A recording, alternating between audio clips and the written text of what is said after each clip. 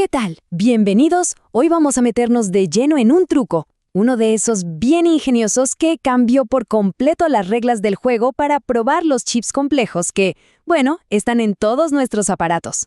Y lo más curioso es que todo se basa en una idea súper simple, un puntero, algo tan pequeño que resolvió un problema gigante. A ver, aquí va el gran desafío. Imaginen esto. Un chip modernísimo con, no sé, cientos de partes que son exactamente iguales. ¿Cómo se hace para probar cada una de esas partes sin volverse loco reescribiendo el mismo código una y otra vez? Bueno, la respuesta no está en trabajar más horas, para nada. Se trata de trabajar de una forma mucho, pero mucho más inteligente. Y aquí es donde vemos el día y la noche. Por un lado, el método de antes, piensen en algo rígido, como si soldáramos los cables directamente. Si algo cambiaba, a empezar de cero. Pero el método inteligente, esa es otra historia. Es totalmente dinámico. Usa estos punteros para conectar las cosas al vuelo. Y eso, amigos, abre un abanico de posibilidades en cuanto a flexibilidad y, sobre todo, reutilización. Ok, esta es nuestra hoja de ruta para hoy. Vamos a empezar con el problema de la conexión estática. Después, pasamos a la solución virtual. De ahí, la ponemos a trabajar, vemos cómo hacer que nuestras pruebas duren en el tiempo y cerramos con la ventaja de la abstracción. ¿Listos? ¡Vamos a darle! Muy bien, arrancamos con la primera parte, el problema de la conexión estática. Porque para apreciar de verdad lo buena que es la solución, primero hay que entender bien por qué el método viejo, digamos, ya no daba más. Justamente, en los viejos tiempos, con lenguajes como Verilog 1995, las conexiones entre la prueba y el chip eran así, estáticas, fijas. Literalmente era como si los cables estuvieran soldados. Y, para diseños sencillos funcionaba. Pero en cuanto los chips se empezaron a volver más y más complejos, este sistema se transformó en un verdadero cuello de botella. Pensemos en casos concretos para que se entienda bien. Un switch de red. ¿Se imaginan tener que escribir código de prueba para cada uno de sus cientos de puertos? ¡Una locura! ¿O qué tal un chip que puede cambiar su función? No sé, ahora es un USB, mañana es otra cosa. ¿Habría que crear un entorno de prueba completamente nuevo para cada modo? Con las conexiones estáticas, la respuesta, por desgracia, era un rotundo sí. Y entonces, ¡pum!, llega la solución. La interfaz virtual. Esta es una de las joyas del lenguaje moderno. System Verilog. Vamos a ver cómo esta idea, que es súper elegante, viene a resolver todo este lío. El concepto central es este.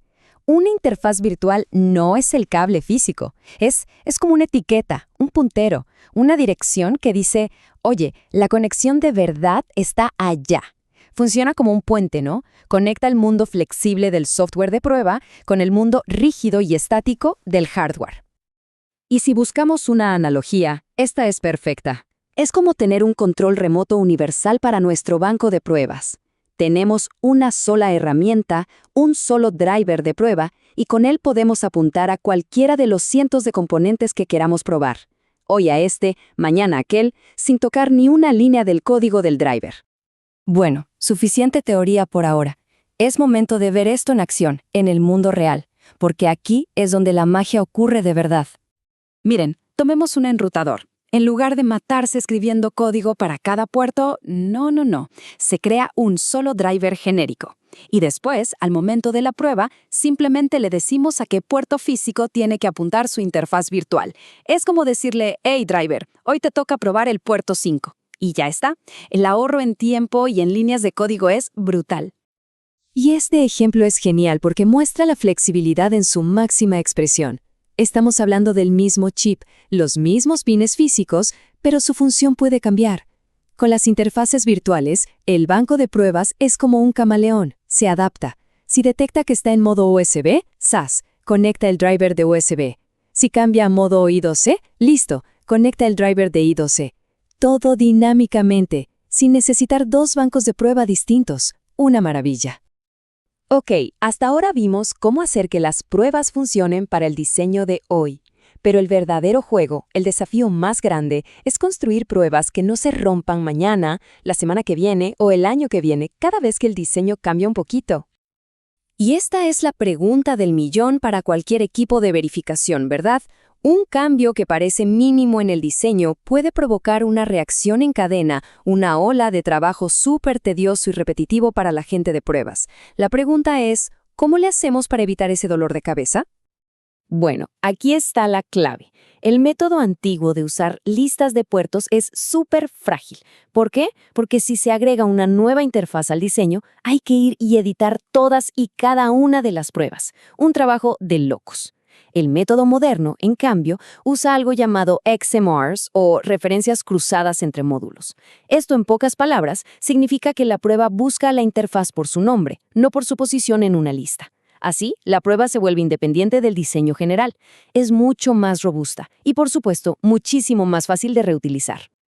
Y con esto llegamos a la última parte, el gran final, donde todas las piezas encajan. Hablemos de la ventaja de la abstracción, que al final del día se trata de eso, trabajar de forma más inteligente, no más dura.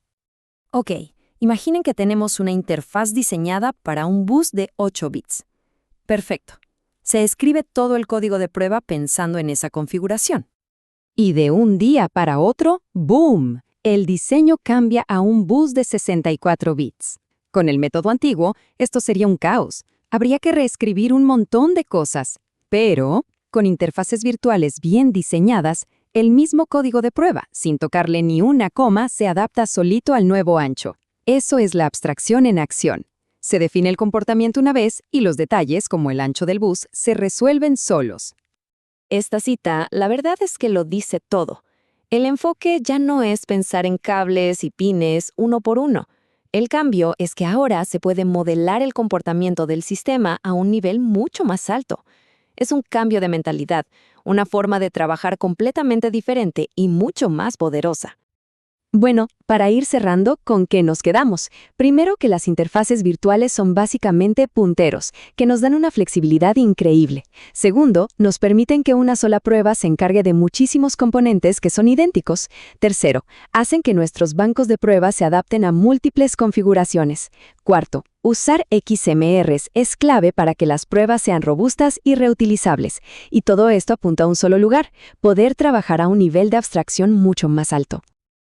Y para dejarlos pensando, este concepto, el de usar un puntero para añadir una capa de flexibilidad, no es solo de los chips, está en todas partes, es fundamental en casi toda la tecnología que usamos hoy, desde los sistemas operativos hasta las apps del celular. Así que la pregunta es, ¿en qué otros ejemplos de nuestra vida digital se nos ocurre que se está usando esta misma idea? Bueno, eso es todo por hoy. Muchas gracias por habernos acompañado.